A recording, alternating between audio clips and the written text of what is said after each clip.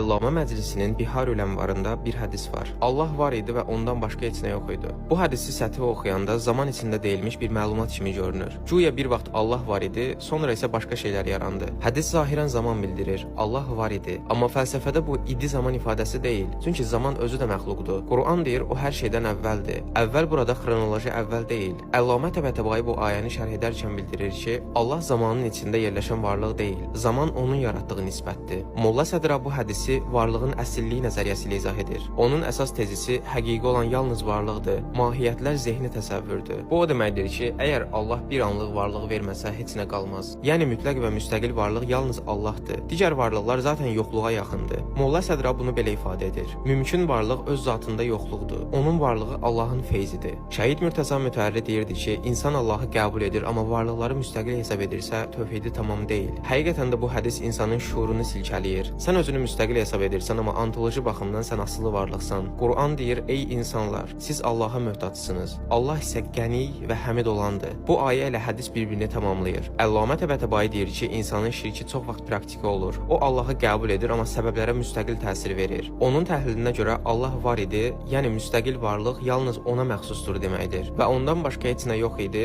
yəni öz başına dayanan başqa bir varlıq yoxdur deməkdir. Burada yox idi ifadəsi zamanın əvvəli haqqında xəbər deyil. Asılı varlığın özlüyündə heçliyini göstərir. Yəni məxluq öz-özünə dayanmır. Varlığı hər an ilahi varlıqdan feyz alır. Quran buyurur, hər şey həlak olandır. Yalnız onun üzü qalıcıdır. Burada həlak ifadəsi öz-özünə qalıcı olmamaq mənasındadır. Sən indi də mövcudsan, amma varlığın özünə aid deyil. Bu irfanın dediyi fənafilah anlayışının fəlsəfi izahıdır. İnsan anlayır ki, müstəqil mən yoxdur. Müstəqil olan yalnız odur.